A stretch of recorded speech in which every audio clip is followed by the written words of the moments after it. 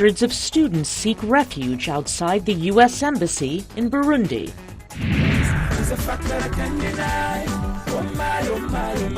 In our Music Makers segment, a modern-day high-life musician carves a niche for himself in the Nigerian music industry.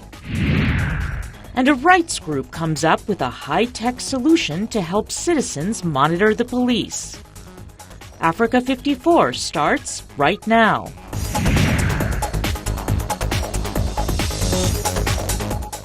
Good evening and welcome. I'm Vincent McCory. This is Africa 54. We'll have those stories in a moment, but first, following a week of rioting and demonstrations, the chief prosecutor in Baltimore, Maryland, has announced that the death of Freddie Gray, the 25-year-old black man who died last month while in police custody, has been ruled a homicide. Saying she heard the demonstrators' calls of no justice, no peace, Baltimore State's Attorney Marilyn J. Mosby made this announcement a short time ago.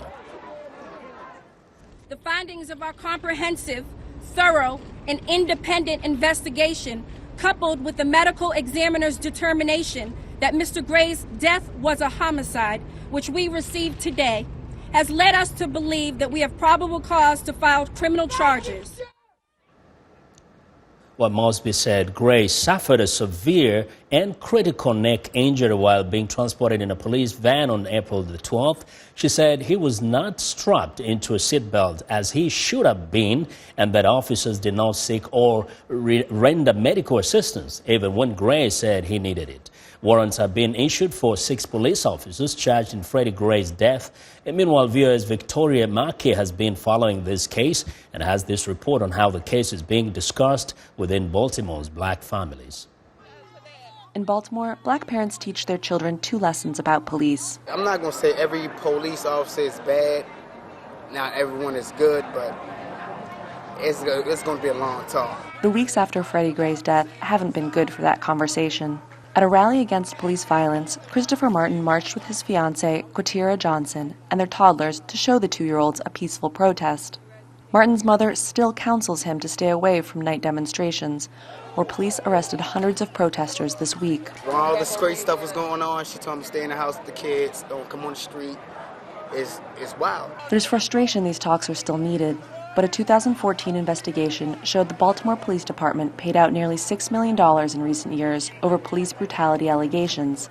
Most of the victims were black. It's more about police attitude. The only thing that changed, it may be the color of the child.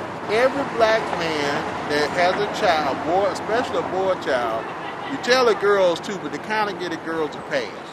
But the boys, there is no pass. Once you can become of driving age, you basically become a target. It's that simple. Tanya Sharp, associate professor of social work, says family talks about issues like the police are necessary. For parents, I think it's critical. It's critical that they have very candid conversations. Of course, developmentally appropriate, but candid conversations about what's going on in their community. Former Baltimore policeman Bob Weinhold wants those talks to include obedience. Parents also need to work with their children and educate that when you are involved with a law enforcement officer, that you need to pay attention to the commands. You need to make sure that you're doing everything you can to de-escalate that interaction. That flashpoint, that point of interaction, is where many things can go really right or really wrong. When students took to the streets after school and rioters burned parts of West Baltimore last Monday, 11-year-old Shane Carter stayed away, but he sees that anger as justified. I thought that police wasn't the murderers, but now they starting to turn into murderers. I thought they turned in murderers, not becoming. Victoria Mackey, VOA News, Baltimore. Went out to Africa. Hundreds of students from a Burundi university shattered by the government are seeking refuge outside the U.S. Embassy in the capital, Bujumbura, on Friday. It is the 6th straight day of protests triggered by President Pierre Nkurunziza's decision to seek a 3rd term. Opponents say the move violates the constitution.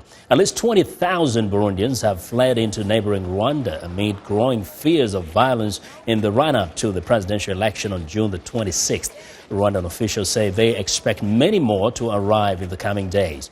Many of those refugees in Rwanda say they fled due to threats and intimidation from Imbonerakure, the youth wing of the ruling CNDD-FDD party, who they say harass and sometimes kill opposition members, an accusation the ruling party denies.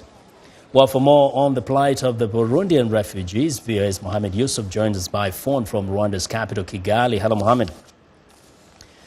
Hello there. Yes, now you've been speaking to a number of the refugees there. What are they telling you? Why did they leave home?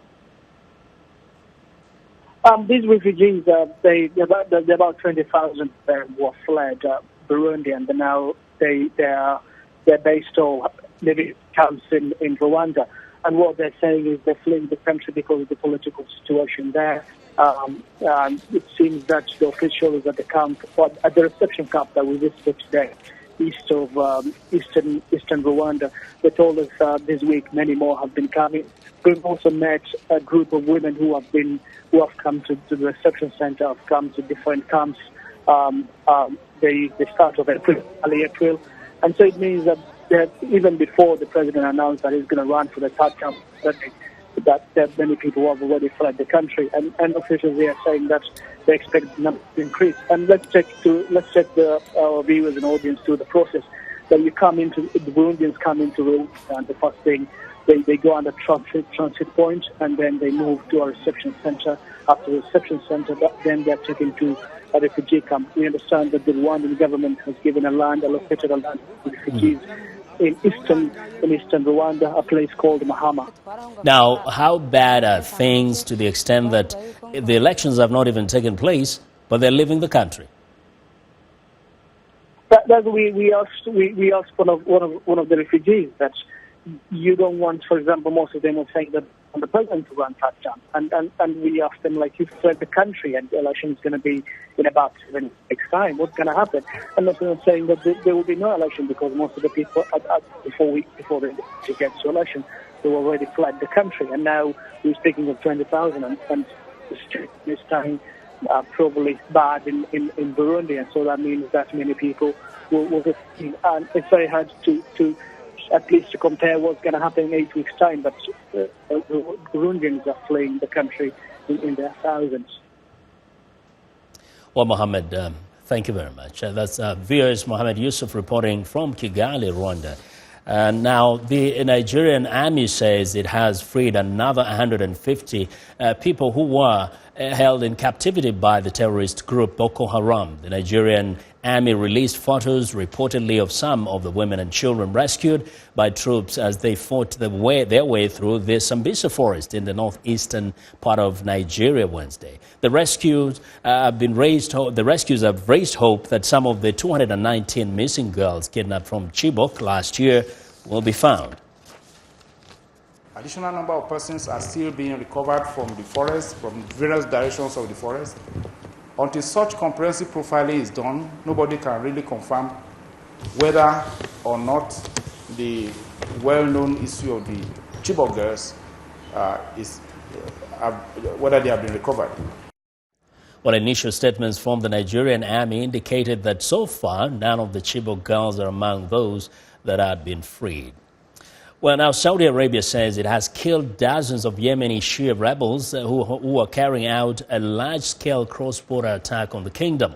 Riyadh's defense ministry says 3 Saudi soldiers were killed late Thursday during fighting in southern Najran province. It is believed to be the largest cross-border attack by the rebels since a Saudi-led coalition began a campaign of airstrikes against them 5 weeks ago. Riyadh last week announced it was scaling back the air raid, saying it has accomplished its goal of weakening the rebels who are believed to be backed by Iran. The rebels have overtaken the Yemeni capital, Sana'a, and forced the country's Western-backed leader, Rabu Mansur Hadi, to flee to Saudi Arabia. Now, the death toll from the earthquake in Nepal is rising. It has surpassed 6,200 people by Friday. That number is expected to escalate yet further as rescue workers from around the world uncover bodies buried under the rubble of last Saturday's quake. In the capital Kathmandu Thursday, rescue workers pulled out two survivors separately. Rescuers first reached a teenage boy and hours later reached a woman in the rubble. Rare moments of joy in the grisly recovery process. Meantime, the United Nations is appealing for $415 million to provide shelter, medicine, water and food for the millions affected by the earthquake. What desperately needed aid is finally reaching people in the area closest to the quake's epicenter. Survivors and rescuers are now recounting their experience. Zlatica Hoke has this story. Crowds cheered Thursday as a teenage boy was pulled alive from the wreckage of a 7th-floor building in the capital Kathmandu. Apart from being shocked by the experience, doctors say the boy is well. First, I was eating my lunch with my friend, and there was an earthquake, and I started going downstairs. As I walked, all the walls started to crack, and the ceiling fell in. A Nepalese policeman located the boy after hearing a response to his calls. First of all, I knocked there, but no response. After calling many times, the boy responded. The young responded to me in my words. Then I confirmed there is live victim. And then after I started my rescue operation there. It took Nepalese rescuers with support from an American disaster response team about 5 hours to free the trapped teenager. It's what we call an entombment. So he wasn't specifically crushed, but what he was inside of a box with heavy concrete all around him. So the USAID teams, what we did is we worked side by side with the local teams, and we were there to assist them in getting this victim out. A group of mountaineers got airlifted to safety Thursday after being stranded in a mountain village for 5 days. We were just above Namche Bazaar, going up to Everest View Hotel, and the entire mountain just kind of danced below our feet. And we saw two houses cave in front of us. They were made of stone. And we went to the village, and we felt the aftershock also there, and people were just in a lot of chaos. Foreign aid continues to pour into Nepal, delivering emergency supplies and personnel, including medical teams. I'm looking forward to providing help. I think I'm well prepared. On the other hand, the situation is still not stable on site. There's still a danger of aftershocks. We heard it yesterday again. And then there is the smell of corpses in some areas, which is not too comfortable. So I must say I have some mixed feelings. Humanitarian aid finally reached some places near the quake's epicenter. Hundreds of Nepalese people have walked for miles from remote and inaccessible areas to this village to find food and shelter. Everything is difficult. Getting food and water is difficult. Oil, salt is difficult. My house is destroyed. I have nothing. It is very hard. 2/3 of Nepal's population of 27 million are farmers. Much of their seed stocks have been lost in the quake, signaling bleak prospects for this year's sowing season. Zlatica Hoke, VOA News, Washington. We want to know what you think about Africa 54 and the stories we cover. Join the conversation on Facebook. The address is Africa54, and check out our headlines 24/7 on voaafrica.com. Coming up, in our Music Makers segment, the king of new school high life music drops a love song you can dance to. Stay with us.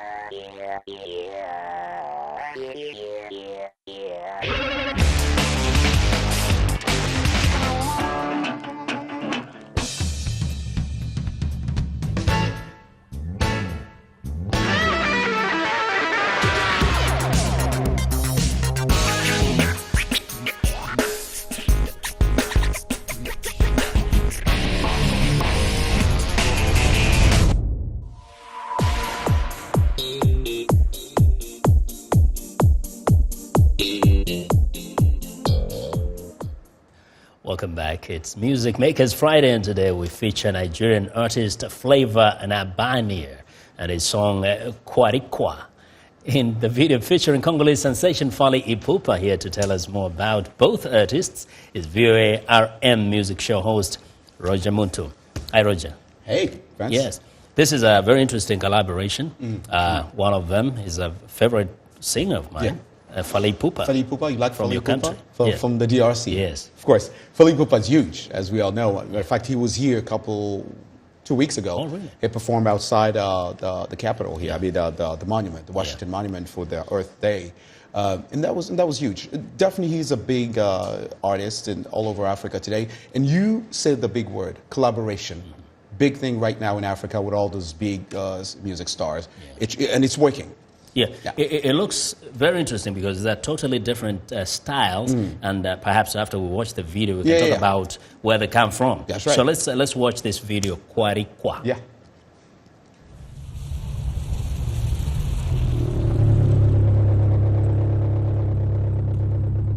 Mastercraft on the beat.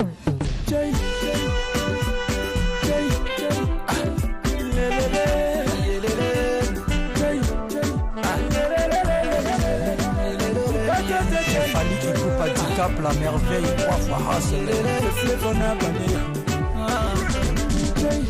Shabby, you know you they do me something. Shabby, you know you they make me colo. Jay, oh yeah, suffer, shake your chingere. Make I suffer, shake my chongoro. Your love took me by surprise. You can see it in my eyes, and I've come to realize it's a fact that I can't deny. Oh my, oh my, oh my. You they make me lose control. Baby, my kakini, open the door, show me the way. I say, krikata, why, baby, krikata, why, baby, krikata, krikata, open the door, show me the way. I say, krikata, why, baby, krikata, why, krikata, open the door, show me the way. Pardon, sorry, baby, chérie, pardon. Sorry baby, chérie aye nzalesi nabanga bébé na maboko wa chérie bolingona ngabo mwana bolingona ngabo mwana abamusanga ngabasoi chérie ambezo na bolimo ezanga prix tendresse affection caresse moi je l'aime ma chérie.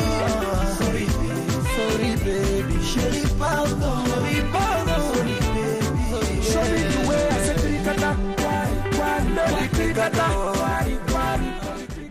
Now, this is a very interesting. You're hearing so many languages there, and a kind of different styles there, but they're all blending together. They're blending together, and you know, Flavor singing in Igbo language, and Fally Ipupa singing in Lingala. Both, of course, African languages, and the combination is just great, and the way it blends with the music is awesome. And one thing, you know, Vince, to mention here is these two artists started music at a really, really early age. Flavor, the Nigerian, started at age of 13. Fally Ipupa started when he was 14. And something in common is they both actually sang in church. And they're still young, and we know they're going to go a long way. Right. Interesting thing is that African musicians are now collaborating across countries as opposed to within countries. And people are resonating with it. People are loving it. Right. Whether it is Tanzanian, Kenyan, or whatever. Exactly. And one thing also to mention, Vince, you and I talked about this briefly before this show, but these two artists are also, you know, getting some of the older artists' music, like with, you know, Fally Ipupa is getting from Franco. Flavor is getting from Feli Kuti and all those other older Nigerian artists. And thank you very much for sharing this with us.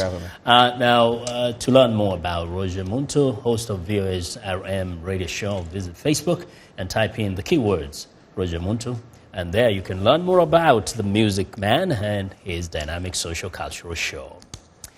Well, it's time now for a short break, still to come on Africa 54. Worried about police misconduct? Well, there is an app for that. We'll be right back.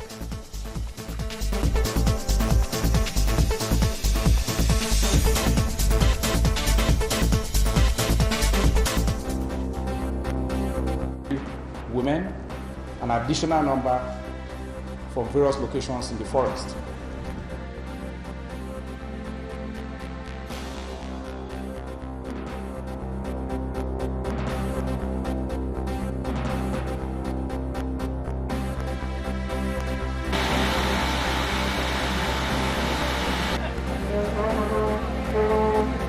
Half of the Liberian people.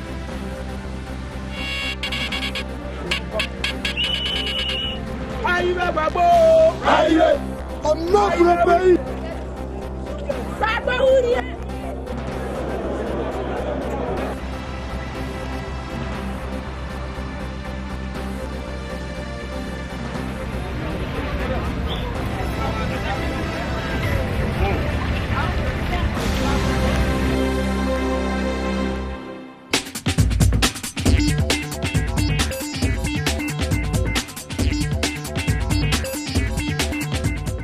Welcome back to Africa 54. Here's what's trending. A human rights organization goes high-tech. Now, the American Civil Liberties Union of California unveiled a free smartphone app that allows users to send video of questionable police activity directly to the organization. Now, the mobile justice app protects the recording even if officers confiscate or try to tamper with the phones. When the recording stops, it automatically sends a copy to the ACLU server and keeps the video on the phone. A text report will then pop up, allowing users to explain in writing what they saw, but allowing them to remain anonymous. Critics have raised concerns about privacy issues, not so much for the user, but the person being filmed. Well, next up, actress Sofia Vergara's former fiancé, Nick Lobe, says in the New York Times that he sued the Modern Family star to protect their frozen embryos. He says he longs to become a parent and doesn't want the two lives they created to be destroyed or sit in a freezer until the end of time. Lobe and Vergara had signed a form stating that any embryos they created could only be brought to term if both of them agreed. Lobe said the form didn't specifically say, as Californian law requires, what would happen to the embryos if they separated. Stay tuned. Well, and finally, could this be a new building trend? Well, a Chinese construction company has erected a 57-story skyscraper in 19 working days in central China. Now, the days weren't consecutive, with a lot of detailed planning going on in between. Its time-lapse video of the rapid assembly has become popular on Chinese video sharing sites since it was first uploaded on YouTube.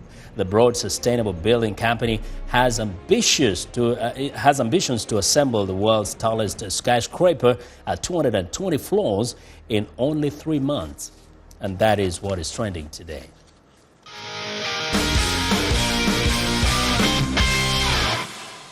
Welcome back. Sunny is off today, but before leaving, he talked with a couple of his colleagues about this weekend's big Floyd Mayweather-Manny Pacquiao fight. Sunny is picking Mayweather to win the welterweight showdown this Saturday. My money is on Mayweather. I see him, as you mentioned, as just a defensive craftsman in the ring. I sort of see Mayweather maybe exposing Pacquiao a little bit. But, you know, one punch to the mouth can change a plan. Well, Peter, my money stays with Pacquiao. I don't have any money, but he'll stay with Pacquiao. And this is why I'm saying that. Both fighters will need a lot of time to win this fight. Whoever sticks to his game plan is going to win this fight. You know, he mentions game plan, and I read where Freddie Roach says he has a new game plan for Mayweather. But I look at it, you know, at this stage of your career, you got to stick with what works. So a dramatically different Pacquiao, I don't know. I don't know if we're going to see that. Pacquiao's trainer, Roach, said he's been developing the plan for 5 years now. Now he's been tweaking it and tweaking it and tweaking it. Now he said, you know, Mayweather is going to be knocked out. But, hey, you know, Mayweather sometimes he has a style of dismantling his opponents by taking away their best weapons and then, exposing them. It remains to be seen how And I don't think there's going to be a knockout in this fight. There could be with a one-punch knockout. Pacquiao, remember, he lost his focus just for a second with Marquez, and he went to sleep. Right. That was a perfect punch, too. The same thing could happen in this fight. Otherwise, this fight is going to go toe-to-toe from the first round to the 12th round. But there's also another element. It's a very much hyped fight. But is it really going to produce the firework? There you go. And on that note, I would have liked to have seen this fight 5 or 6 years ago. I mean, I still think these guys are not quite in their prime. I mean, Mayweather's 38, Pacquiao's 36. Right. The problem some people have seen in Pacquiao is that he's always on the offensive. His defense is always weak, and that is his problem. Now, he throws punches at odd angles. He is a southpaw, so sometimes you don't see the punches coming. However, if you get somebody who is one of the best he has one of the best counter-punching power in the game, then you have to develop your defense. Now, if you've not been doing that for all these years, how do you do that in one night? I think we're going to see two fighters. I mentioned maybe they're not in their prime, but they're still in great condition.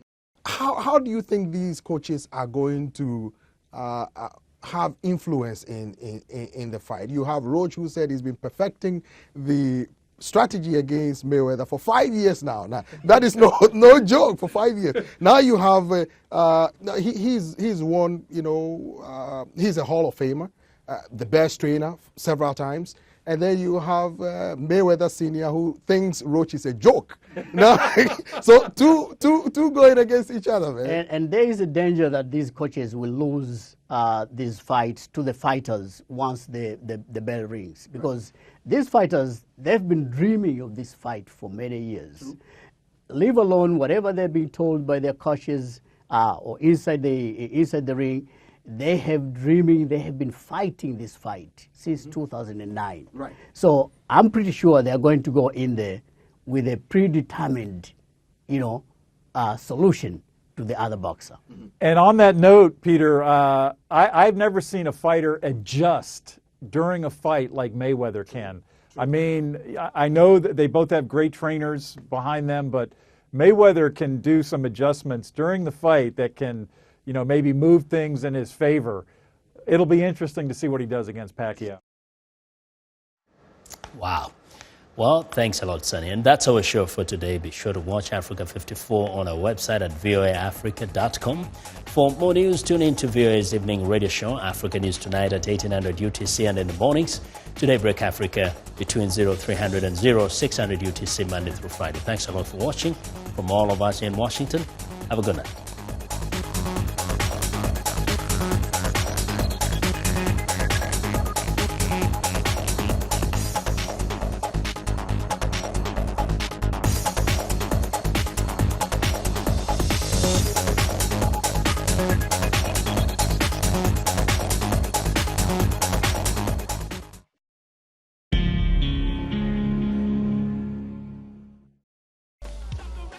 Music is something that brings people together. Music educates, it motivates, it's a bridge.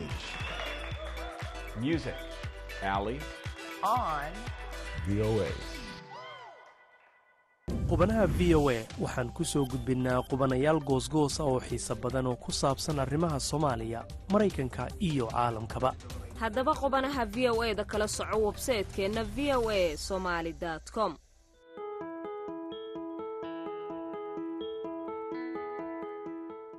From VOA Learning English, this is the Technology Report.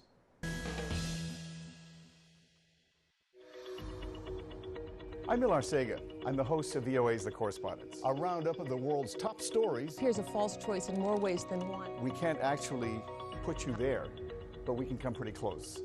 In 30 minutes, we'll show you the world.